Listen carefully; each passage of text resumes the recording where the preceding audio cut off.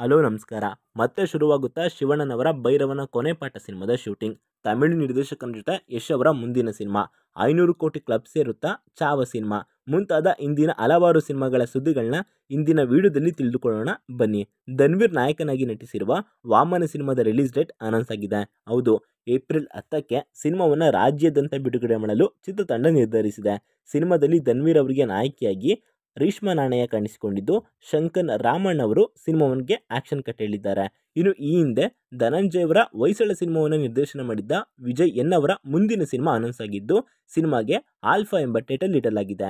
ಸಿನಿಮಾದಲ್ಲಿ ನಾಯಕನಾಗಿ ಹೇಮಂತ್ ಕುಮಾರ್ ಕಾಣಿಸಿಕೊಳ್ಳಲಿದ್ದು, ಇದೊಂದು ಕ್ರೈಮ್ ಥ್ರಿಲ್ಲರ್ ಸಿನಿಮಾವಾಗಿರಲಿದ್ದು, ಎಲ್ಲವೂ ಅಂದುಕೊಂಡಂತೆ ಆದರೆ ಸಿನಿಮಾವನ್ನು ಇದೇ ವರ್ಷ ಬಿಡುಗಡೆ ಮಾಡಲಾಗುತ್ತಂತೆ. ರಂಗಣ್ಣ ರಘು ಅವರು ಸೇರಿದಂತೆ ಹೊಸದಾಗಿ ತಯಾರಾಗ್ತಿರೋ ಒಂದು ಚಿಕ್ಕ ಕನ್ನಡ ಚಿತ್ರವಾಗಿದೆ ಅಜ್ಞಾತವಾಸಿ ಎನ್ನುವ ಸಿನಿಮಾ. ಇದು ಕೂಡ ಒಂದು ಕ್ರೈಮ್ ಥ್ರಿಲ್ಲರ್ ಸಿನಿಮಾವಾಗಿದ್ದು, ಸಿನಿಮಾದ ರಿಲೀಸ್ ಡೇಟ್ನ ಚಿತ್ರತಂಡ ಇದೀಗ ಅಧಿಕೃತವಾಗಿ ಘೋಷಣೆ ಮಾಡಿದ್ದಾರೆ. ಪವನಗೌಡ, ಸಿಂಧು ಮೂಲಿಮನಿ, ಶರತ್ ಲೋಹಿಶತ್ರುವ, ರವಿಶಂಕರ್ ಗೌಡ ಮುಂತಾದವರು ಕೂಡ ಸಿನಿಮಾದಲ್ಲಿ ಪ್ರಮುಖ ಪಾತ್ರದಲ್ಲಿ ನಟಿಸಿದ್ದು, ಏಪ್ರಿಲ್ 11ಕ್ಕೆ ಸಿನಿಮಾವನ್ನು ರಾಜ್ಯಾದ್ಯಂತ ಬಿಡುಗಡೆ ಮಾಡಲು ಚಿತ್ರತಂಡ ನಿರ್ಧರಿಸಿದೆ. ಇನ್ನು ನಾಗ ಚೈತನ್ಯ ನಟಿಸಿದ ತೆಲುಗಿನ ತಾಂಡಲ್ ಸಿನಿಮಾ ಕೂಡ ಥಿಯೇಟರ್ನಲ್ಲಿ 100 ಕೋಟಿ ಸನಿಯ ಕಲೆಕ್ಷನ್ ಮಾಡಿ ಎಲ್ಲರಿಂದ ಒಳ್ಳೆ ಪ್ರಶಂಸೆಯನ್ನು ಪಡೆದುಕೊಂಡಿತ್ತು. ಇದೀಗ ಸಿನಿಮಾ OTTಗೆ ಲಗ್ಗೆ ಇಡಲು ಸಜ್ಜಾಗಿದೆ. ಹೌದು, ಸಿನಿಮಾ ಇದೆ ಶುಕ್ರವಾರ ಅಂದರೆ ಮಾರ್ಚ್ 7ಕ್ಕೆ ನೆಟ್ಫ್ಲಿಕ್ಸ್ನಲ್ಲಿ ಕನ್ನಡ ಸೇರಿದಂತೆ ತೆಲುಗು, ತಮಿಳು, ಮಲಯಾಳಂ ಹಾಗೂ ಹಿಂದಿ ಭಾಷೆಗಳಲ್ಲಿ ಕೂಡ ಸ್ಟ್ರೀಮ್ ಆಗ್ತಿದೆ. ಇದನ್ನು ಚಿತ್ರತಂಡವೇ ಅಧಿಕೃತವಾಗಿ ಕನ್ಫರ್ಮ್ ಮಾಡಿದೆ.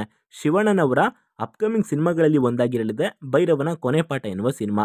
ಕೆಲವು ದಿನಗಳಿಂದ ಈ ಸಿನಿಮಾ ನಿಂತೋಯ್ತು ಎನ್ನುವ ಚರ್ಚೆ ಶುರುವಾಗಿತ್ತು. ಆದರೆ ಚಿತ್ರತಂಡ ಇದಕ್ಕೆ ಬ್ರೇಕ್ ಹಾಕಿದೆ. ಸಿನಿಮಾದ ಶೂಟಿಂಗ್ ಮತ್ತೆ ಪ್ರಾರಂಭವಾಗುತ್ತಿದೆ.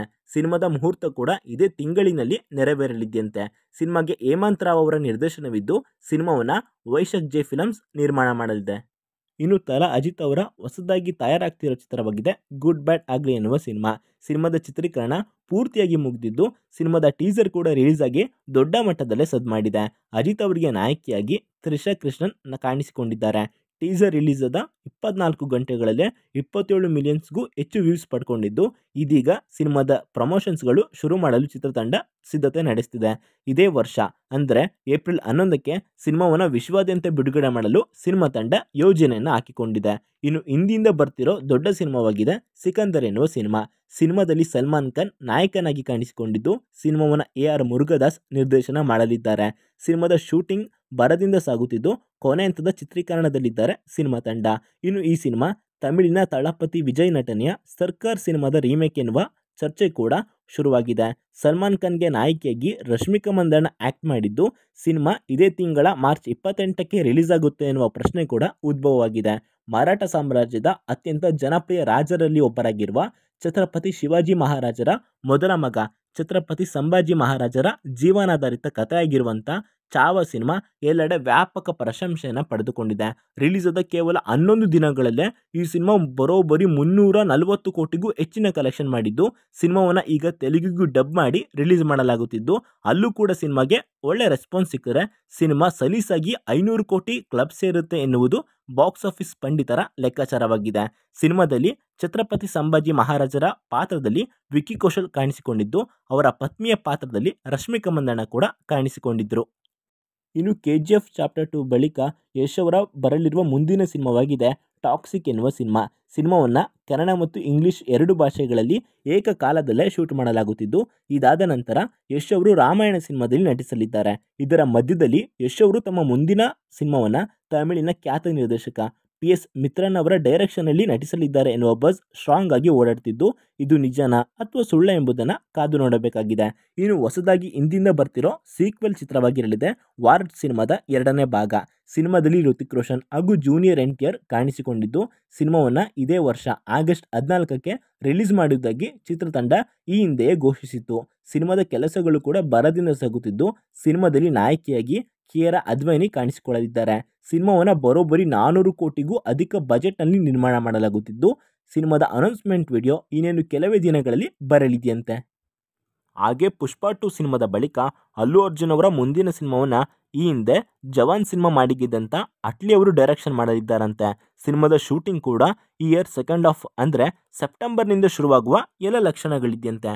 ಶೇಖರ್ ಕಾಂಬೋಲ್ ಅವರ ನಿರ್ದೇಶನದ ಕುಬೇರ ಸಿನಿಮಾವನ್ನು ಈ ವರ್ಷದ ಜೂನ್ 20ಕ್ಕೆ ಥಿಯೇಟರ್ಗೆ ತರಲು ಸಜ್ಜಾಗಿದೆ ಚಿತ್ರತಂಡ. ಸಿನಿಮಾದಲ್ಲಿ ನಾಗಾರ್ಜುನ ಮತ್ತು ತಮಿಳಿನ ಖ್ಯಾತ ನಟ ಧನುಷ್ ಹಾಗೂ ರಶ್ಮಿಕಾ ಮಂದಣ್ಣ ಆಕ್ಟ್ ಮಾಡಿದ್ದಾರೆ.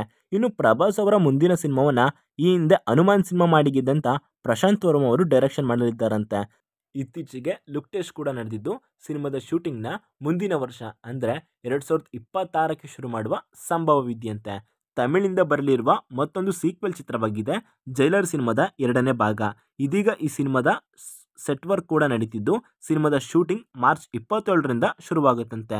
ಇನ್ನು ಕ್ಯಾನ್ಸರ್ ಚಿಕಿತ್ಸೆಯನ್ನು ಯಶಸ್ವಿಯಾಗಿ ಪೂರೈಸಿಕೊಂಡು ವಾಪಸ್ ಬಂದಿರೋ ಶಿವಣ್ಣ ಮತ್ತೆ ಶೂಟಿಂಗ್ಗಳಲ್ಲಿ ಬ್ಯುಸಿಯಾಗಿದ್ದಾರೆ. ಹೌದು, ಈಗಾಗಲೇ ಚಿತ್ರೀಕರಣ ಮುಗಿಸಿರೋ 45 ಸಿನಿಮಾ ಟೀಮ್ ಒಂದು ಪ್ರಮೋಷನ್ ಆಡ್ಗಾಗಿ ಶಿವಣ್ಣ ಸೇರಿ ಎಲ್ಲ ತಾರಾಂಗಣ ಕೂಡ ಉಗಂಡಗೆ ತೆರಳಲಿದ್ದಾರಂತೆ. ಮಾರ್ಚ್ನ ಮೊದಲ ವಾರದಲ್ಲಿ ಚಿತ್ರೀಕರಣಕ್ಕೆ ಲಗ್ಗೆಡಲಿದ್ದಾರಂತೆ ಶಿವಣ್ಣ. ಜೈಲರ್ ಸಿನಿಮಾದ 2ನೇ ಭಾಗಕ್ಕಾಗಿ ಬರೋಬ್ಬರಿ 15 ದಿನಗಳ ಕಾಲಾವಧಿಯನ್ನು ಶಿವಣ್ಣ ಕೊಟ್ಟಿದ್ದಾರಂತೆ. ಮಾರ್ಚ್ನ ಕೊನೆ ವಾರದಲ್ಲಿ ಕೆಡಿ ಸೆಟ್ಗೆ ಶಿವಣ್ಣ ಸೇರ್ಪಡೆ ಆಗ್ತಾರಂತೆ. ಶಿವಣ್ಣನವರ 131ನೇ ಸಿನಿಮಾಗೆ 31 ದಿನಗಳ ಕಾಲಾವಧಿಯನ್ನು ಶಿವಣ್ಣ ನೀಡಿದ್ದಾರಂತೆ. ಇದೆಲ್ಲ ಮುಗಿದ ಮೇಲೆ ಭೈರವನ ಕೊನೆಪಟ ಸಿನಿಮಾದ ಸೆಟ್ಗೆ ಶಿವಣ್ಣ ಹೋಗ್ತಾರಂತೆ.